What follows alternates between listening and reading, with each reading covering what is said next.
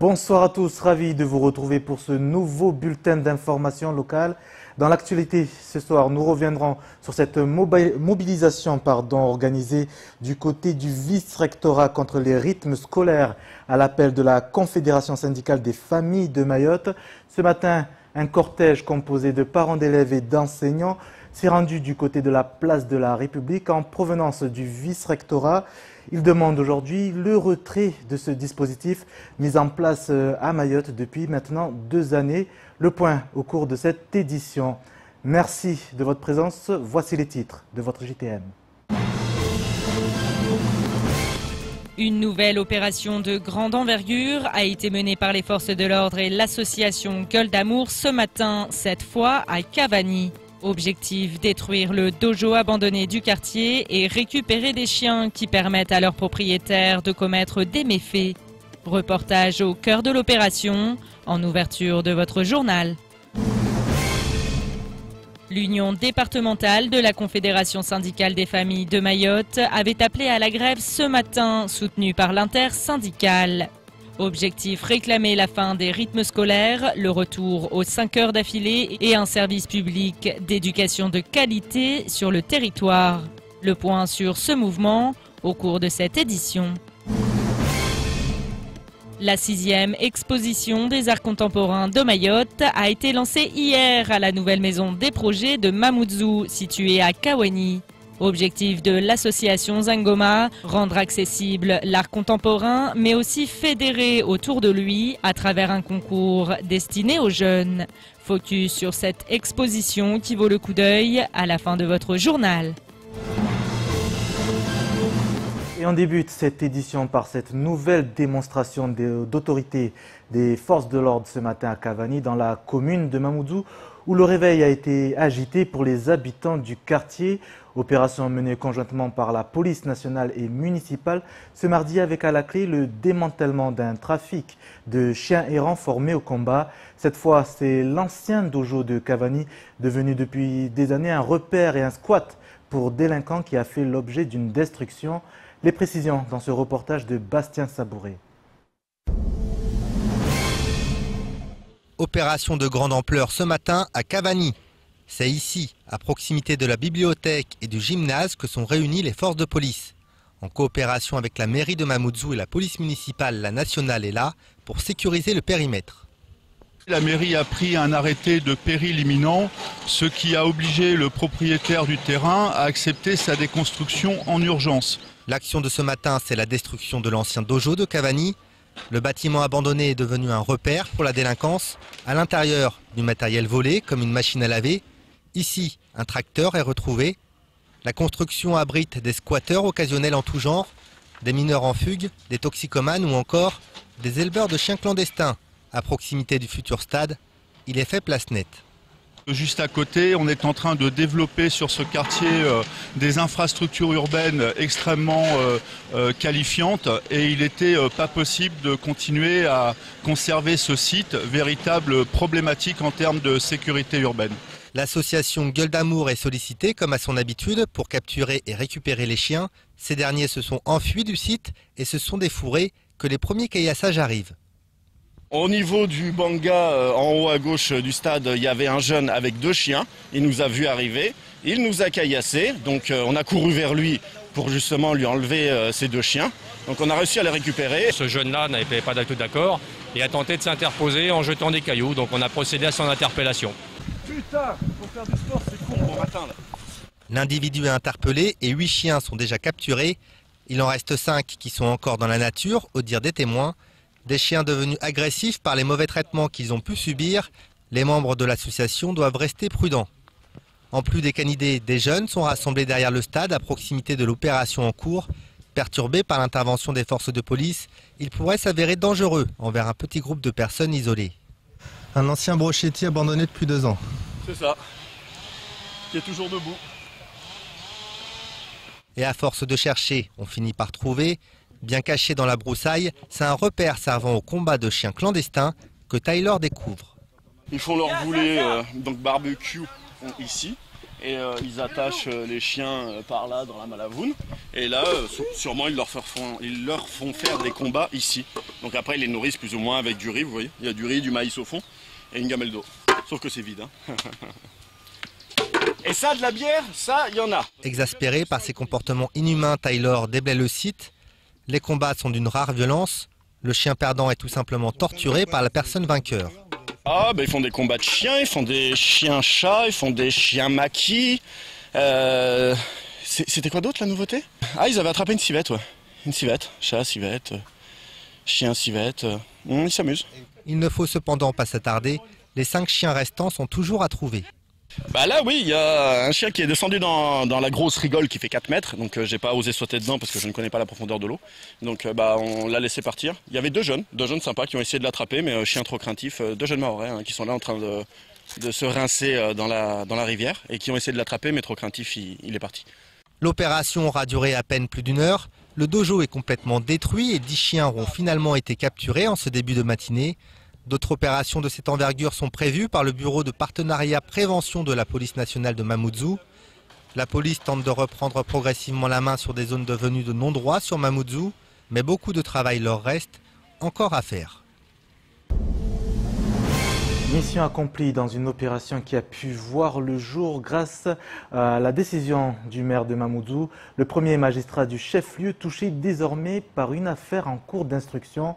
À ce titre, Bakar Ali Boto, élu de la communauté, l'invité de la matinale de Kwezi. Le premier adjoint à la mairie de Mamoudzou est revenu sur l'affaire qui a fait la une de l'actualité la semaine dernière. Et cette perquisition menée jeudi dernier dans les locaux de la mairie de la première commune de l'île, une affaire de marché public sur laquelle Bakar Ali Boto n'a pas vraiment souhaité réagir. On l'écoute. Non, sur ce dossier, je pense que c'est un dossier qui est aux mains de la justice. La mairie a communiqué, vous avez tous reçu le communiqué du maire. Je pense qu'il est assez clair, tout a été dit dedans. Donc personnellement, je considère que je n'ai pas à revenir sur ce dossier, puisqu'il est en cours, il est aux mains de la justice.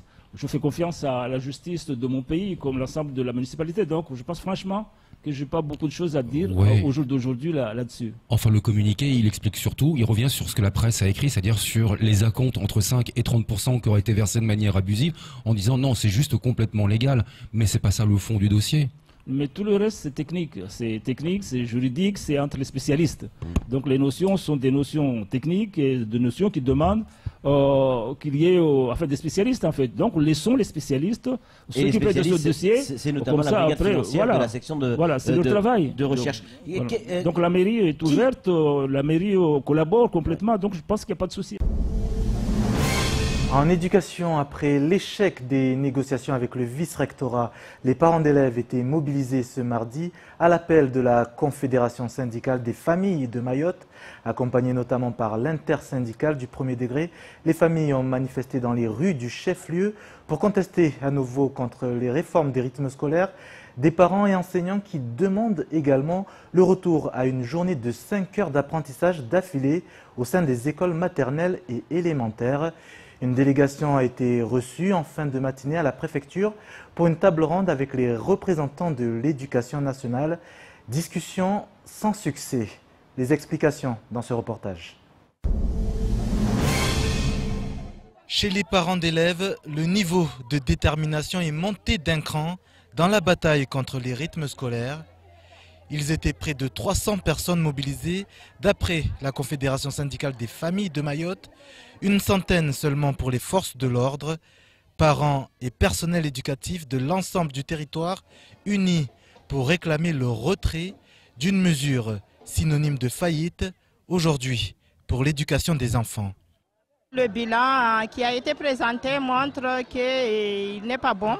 Les parents d'élèves demandent une suspension de rythme scolaire parce qu'il y a un manque de réfectoire, manque de cantine, manque de l'établissement, manque de la sécurité, il y a un manque de tout et que le résultat d'éducation du bilan sur l'éducation montre que le résultat est négatif. Des familles qui désormais demandent aux municipalités de l'île de prendre toutes ses responsabilités. Les communes, ils sont aussi impliqués dans cette affaire et qu'ils se sont jamais montrés devant. Nous demandons aujourd'hui de prendre leurs responsabilités, d'associer les familles, parce que sur ce rythme scolaire, il y a 3 partenariats sociaux, il y a la famille. L'implication des familles est très importante dans cette affaire. Même son de cloche du côté des enseignants du premier degré. Les conditions ne sont pas réunies pour appliquer le dispositif. Ils demandent le retour aux rotations normales, soit 5 heures d'apprentissage dans la journée et d'affilée pour les enfants. Si à la rentrée, au niveau national, 40% des écoles de France ont fait machine arrière par rapport au rythme scolaire.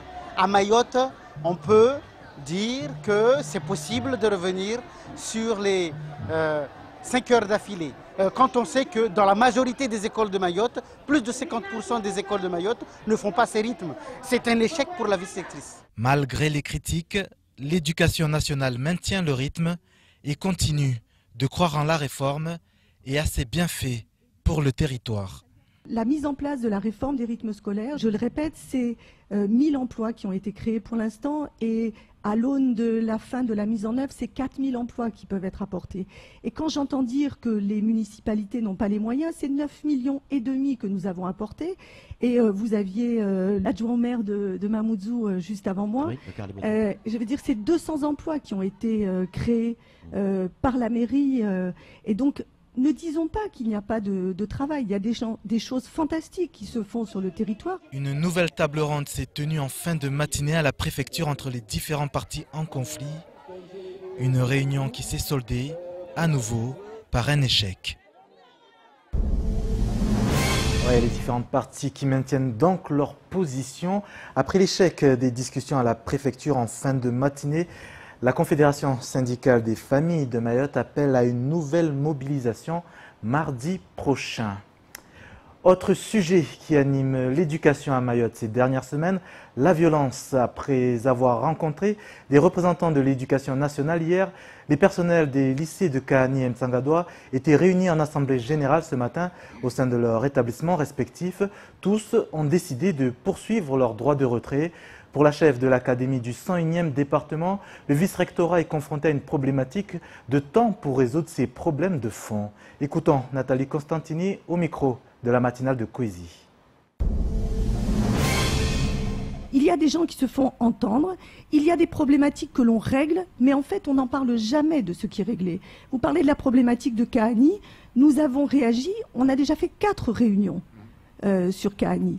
Nous avons déjà, avec le référent sûreté, monté un projet pour que nous puissions sécuriser un espace qui n'appartient pas à l'éducation nationale.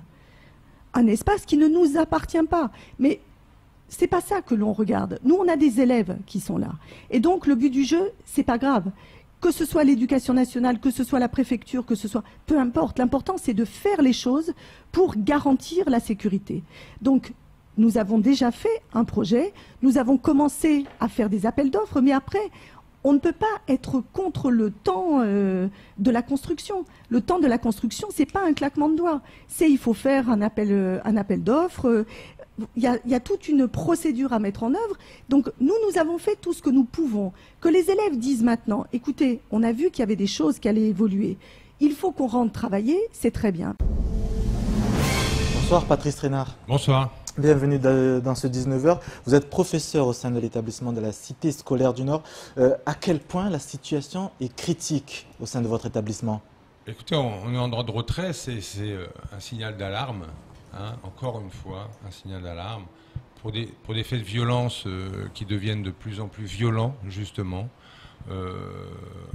Coup de cutter, coup de chumbo à l'extérieur de l'établissement, où cet élève a été évassané à La Réunion, il aurait pu mourir, hein, c'est clair.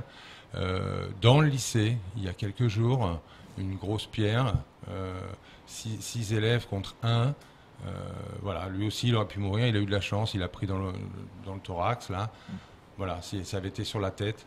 Voilà. Et lorsque la vice-rectrice, justement, pardon, excusez-moi, lorsque Nathalie Constantini parle de problèmes de timing, justement, pour résoudre ce fléau, que répondez-vous à cela? Le timing, oui, mais il faut anticiper aussi. Moi, je pense. Là, on demande des surveillants en plus que ce que nous avons actuellement. C'est-à-dire, l'établissement est sous-doté. Donc, en plus, finalement, c'est normal par rapport à un établissement de métropole. Il faut rappeler qu'à la Cité du Nord, il y a 1500 élèves. Au départ, c'était un collège pour à peu près 900. Voilà. Est-ce que vous estimez que tout est fait justement pour sortir de cet engrenage? Non, moi je ne pense pas que tout est fait. C'est pour ça, je pense que aujourd'hui, les collègues ont voté à nouveau la poursuite du droit de retrait parce que la réponse du vice-rectorat, c'est 4 CUI. Donc ce sont des gens qui ont 20 heures simplement, qui ne peuvent pas être en autonomie, donc ils doivent être accompagnés par quelqu'un d'autre, un autre adulte qui les forme. C'est le but du jeu. Bon, oui, pourquoi pas, mais ce n'est pas suffisant. On demande beaucoup plus, on demande un CPE, on demande des surveillants, j'ai déjà dit, on demande une infirmière, on demande un assistant social à plein temps, parce que là on a un assistant social à mi-temps. Voilà, ça peut peut-être pas tout résoudre, mais au moins on se met à niveau par rapport à d'autres établissements. Alors, les parents nous aident. Nous avons eu des commissions à partir de lundi, parents, élèves qui étaient là, quatre commissions sur le règlement intérieur, sur les violences, sur la communication, sur les aménagements que l'on pourrait y faire dans ce lycée. Voilà. Et on va aussi mettre en place la journée du 30. Où à nouveau des parents vont venir, des délégués élèves, etc., pour essayer de trouver des solutions, pour essayer de résoudre peut-être en amont, parce que souvent on entend dire que c'est suite à des matchs, des choses comme ça, il y a des échauffourées, et ensuite les élèves viennent résoudre ça à l'extérieur dans un premier temps, puis à l'intérieur du lycée. On se posait la question avec des collègues, mais c'est qui le prochain ? Voilà, un autre élève, on va attendre que quelqu'un soit mort, un adulte. Il y a des adultes déjà qui sont agressés verbalement, mais aussi on a un adulte qui a pris un coup de chaise dans le dos. Bon, voilà, c'est pas normal, c'est pas normal. Espérons ne pas en arriver là, justement. Hier, une délégation de votre établissement a pu rencontrer les représentants du vice-rectorat. Vous êtes ressorti de cette réunion déçu. Demain, le vice-recteur Nathalie Constantini tiendra une conférence de presse pour réagir justement sur l'actualité de ces derniers jours. Qu'attendez-vous de cette conférence? Mais moi, je pense qu'il faut agir tous ensemble. Parents, élèves, professeurs, tous les agents dans les établissements et bien sûr le vice-rectorat. Mais voilà, il faut un dialogue commun et chercher des solutions et surtout peut-être éradiquer cette violence par la construction de nouveaux établissements. Il est net qu'il manque des établissements. Comment voulez-vous que ça se passe bien? Et là, on cherche des solutions pour essayer d'améliorer la vie de l'élève à l'intérieur au lycée du Nord, mais on est 1500 alors que c'est la place pour 900. Parfois, on est en surbooking, c'est-à-dire qu'il n'y a pas assez de salles pour le nombre de cours qu'il y a à faire. Êtes-vous inquiet sur l'avenir de l'éducation à Mayotte? Moi, je suis optimiste. Voilà, donc je ne suis pas inquiet. C'est aujourd'hui que je suis inquiet. Et je ne suis pas le seul.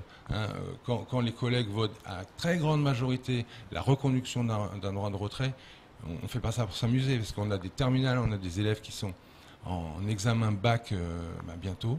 C'est demain le bac. Ça ne nous amuse pas, pas du tout. Merci Patrice Reynard d'avoir réagi sur notre plateau. Merci de nous avoir invités en tout cas. 19h22 sur Kwezi TV. Merci d'être avec nous.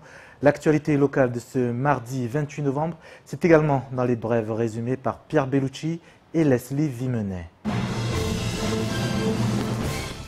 Par le biais d'une motion, le syndicat de la magistrature condamne l'enfermement des étrangers et appelle le gouvernement à renoncer à son projet de loi sur l'immigration. À l'issue de son congrès, 3 autres motions ont été adoptées pour dénoncer les chantiers de justice engagés par le gouvernement, pour s'opposer au projet de la création d'un tribunal de première instance, ou encore sur le cas particulier de la protection de l'enfance à Mayotte, pour demander que les moyens matériels et opérationnels de faire respecter les droits de l'enfant soient déployés en urgence dans ce département. Cette réclamation part du constat suivant, je cite, « À Mayotte, les dispositifs de prise en charge sont limités, voire inexistants dans tous les domaines. Écoles surchargées et dépassées, absence de structures spécialisées, notamment pour les troubles psychiques de l'enfant, assistance éducative sans moyens ni plan d'action clair, ou encore justice pénale dépourvue de vraies alternatives à la détention provisoire. » Pour lutter contre les incivilités, certains maires n'hésitent pas à durcir le ton. C'est le cas du maire de Bouéni, qui s'est doté de moyens de verbalisation électronique qui seront déployés dès le 1er décembre prochain. La priorité sera mise dans un premier temps sur la sécurité routière, la salubrité publique et les infractions urbaines. La population est donc invitée à prendre ses responsabilités et à libérer les voies de circulation de toute entrave, stationnement abusif, voitures en panne, dépôt de matériaux de construction, à évacuer tout objet portant atteinte à la salubrité publique, épaves de véhicules, déchets encombrants, et à déclarer toute construction dans la commune. Mouslim Abdourahmane prévient ainsi, je cite, « La population est invitée à observer scrupuleusement ces consignes et les arrêtés pris par la mairie sous peine de verbalisation systématique par la police municipale. » À Mayotte, si l'électricité est apparue sur le territoire en 1977, ce n'est qu'en 1990 que l'île a pu être alimentée dans sa globalité. Depuis, si le photovoltaïque a fait son apparition il y a quelques années, les deux centrales des Badamiers et de Longoni assurent 95% de la production d'électricité. Afin de répondre aux défis de la transition énergétique, des projets voient actuellement le jour, comme l'implantation d'une centrale utilisant de l'énergie biomasse, prévue dans la commune de Koungou à la fin du premier trimestre 2019.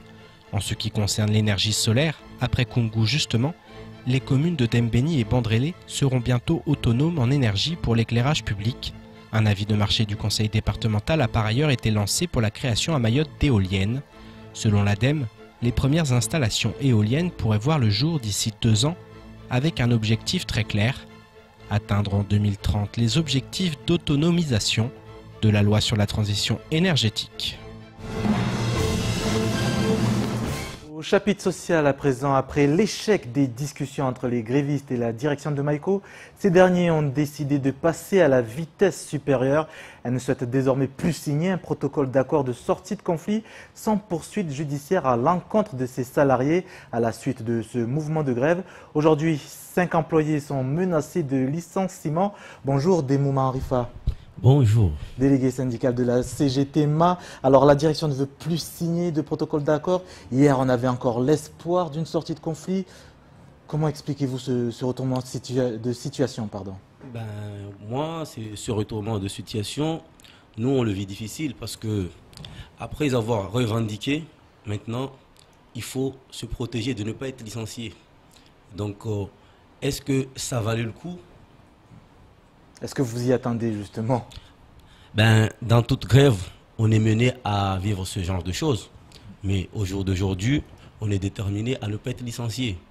Y a-t-il vraiment réellement une volonté de sortir de ce conflit? Ça fait 5 semaines que cela dure. Pour nous, non. La direction ne veut pas tourner la page, vu que ce protocole d'accord de non-licenciement, c'est pour protéger nous, salariés. Et aujourd'hui, quelle va être la suite de votre mouvement? La suite, comme depuis l'assignation au tribunal, ce sont les femmes leaders qu'on remercie déjà, qui ont pris le flambeau. Nous, on est sur le rassemblement du point de rêve. On est là, on attend, on les accompagne. Eux, ils nous accompagnent, nous soutiennent. Donc ça, c'est au jour le jour où ça se détermine. Avec ce mouvement, cette situation, de quel œil analysez-vous justement les conflits sociaux à Mayotte? L'analyse que je porte, il y a surtout nous, le milieu privé, il y a un délaissement en fait. Un délaissement qui fait qu'au jour d'aujourd'hui, le patron peut être mené à faire bon lui semble et que c'était comme s'il est intouchable. Pour vous, c'est beaucoup plus difficile justement de revendiquer dans le privé à Mayotte? Au jour d'aujourd'hui, oui. La preuve en est, Maïko. Est-ce qu'il fallait en arriver là? Je pense pas. Merci Demouma Arifa d'avoir accepté de réagir après cette situation du côté de Maïko. Merci à vous de nous avoir invités. En culture, à présent, hier se tenait la 6e exposition des arts contemporains de Mayotte à Kaweni, un événement organisé par l'association Zangoma, une manifestation où les travaux plastiques d'élèves participant au projet sont exposés aux côtés d'œuvres d'artistes de la région. Une occasion de rendre l'art accessible au grand public. Reportage d'Adèle Laurent. L'art s'invite à Kaweni. En effet, cette 6e édition des arts contemporains de Mayotte a trouvé sa place dans un lieu investi pour la première fois par l'association Zangoma. La nouvelle maison des projets de Mamoudzou, située à l'emplacement de l'ancien foyer des jeunes de Kaweni. Objectif de cette manifestation de territoire, faire découvrir à la population et aux jeunes en particulier un domaine peu populaire sur l'île, celui des arts plastiques, mais aussi contribuer à réhabiliter Kaweni. Nous sommes sortis du cadre strictement académique. Nous sommes ici en plein cœur du tissu urbain du chef-lieu de Mayotte, Mamoudzou, Kaweni. Kaweni qui n'est autre que sa zone d'activité la plus importante, c'est le poumon économique de l'île. Et en face de ce poumon économique, il y a le Kaweni Village où se trouve le plus grand bidonville de France. Et c'est un territoire qui est élu à la politique nationale de la rénovation urbaine. Ça va nous permettre de contribuer à une dynamisation d'un espace, parce que la réhabilitation, la rénovation urbaine passe aussi par les arts. Pour Fatima Ousseni, la rénovation urbaine passe en effet par la dynamisation des jeunes qui occupent l'espace. Et la stimulation de la créativité est un bon moyen d'y arriver. Papayan, Denis Balthazar, Babambae, si des artistes phares de Mayotte sont exposés, d'autres restent à découvrir, à l'instar de Marie Morel, Daniel Manadé ou encore Aïda Sultan Chouzour. Hier, le vernissage de l'exposition a été un franc succès et a permis de réunir des visiteurs de tout âge, venus de tout horizon. Ça représente un peu traditionnel à Mayotte. Il y a la moitié de notre visage et la moitié qui est remplie de pandalao, quoi. Et je trouve que c'est bien, l'artiste qui a fait ça. L'expo, c'est vraiment bien. En fait, ça me fait voir des images à Mayotte, tu vois, ce qu'on fait. Et puis, c'est rarement qu'on trouve des trucs comme ça, quoi. Je suis artisan, je suis installé à Kaweni. Je suis venu aujourd'hui pour voir les autres artistes, parce que quand même à Mayotte, il y a du talent. Là, je découvre, c'est pas pareil comme les travaux que j'ai fait, mais il y a de talent quand même. Cette exposition reste un préalable à un concours d'art plastique organisé pour tous les jeunes résidents sur le territoire âgés de 15 à 18 ans. Les 3 vainqueurs se verront remettre un billet d'avion pour Paris avec un pass d'entrée libre dans 5 musées de la capitale, un appareil photo ou encore une tablette numérique. Objectif du concours, inciter les jeunes à s'intéresser aux arts et à développer leur créativité autour d'un thème choisi, cette année en partage. Pour les indécis, voilà de quoi vous convaincre à vous inscrire. Certains vont nous dire qu'ils n'ont pas les moyens. Eh bien, on essaiera de pallier à cette carence et on va demander des aides pour obtenir du matériel en arts plastiques. D'autres nous diront qu'ils ne savent pas par quel bout prendre les arts plastiques parce que peut-être qu'ils ne sont pas scolarisés ou qu'ils ne connaissent pas ou qu'ils ne sont pas très à l'aise mais qu'ils ont envie quand même de gagner ce billet pour aller à Paris et je les encourage vivement. Des artistes viendront faire des ateliers avec eux et ça va créer du lien, ça va rapprocher, ça va raffermir le vivre ensemble. En faisant sens, parce qu'en partage, c'est qu'est-ce qu'on a en commun, qu'est-ce qu'on peut échanger, qu'est-ce qu'on peut se donner l'un et l'autre. C'est eux qui ont l'énergie, l'imagination, la création, c'est pour eux en fait. Nous, on fait qu'ouvrir les portes pour les jeunes en montrant ce qu'on sait déjà un petit peu faire. On peut partir avec un petit peu de talent, mais il faut de la volonté, tu vois, c'est avoir envie. Je pense qu'on a, surtout les enfants, on a tous un côté créatif. Et qu'il faut juste pousser un petit peu les portes et leur donner un pinceau. Et après, le reste se fait tout seul. Pour les jeunes intéressés, vous pouvez vous inscrire dès aujourd'hui directement à la Maison des projets située à Kaweni où a lieu l'exposition. Quant à ceux qui souhaiteraient découvrir cette galerie d'art temporaire, elle est ouverte au public en semaine et le samedi aux heures de bureau jusqu'au 9 décembre. Un événement artistique rare sur le territoire qui vaut le coup d'œil. C'est la fin de ce journal. Merci de nous avoir suivis. Tout de suite, les rediffusions des temps de parole de ce mardi. Retour de l'information sur Kwezi demain 6h avec le trio de la matinale. Je vous donne pour ma part rendez-vous à 19h pour un nouveau chapitre de votre actualité. Belle soirée à tous et à demain si vous le voulez bien.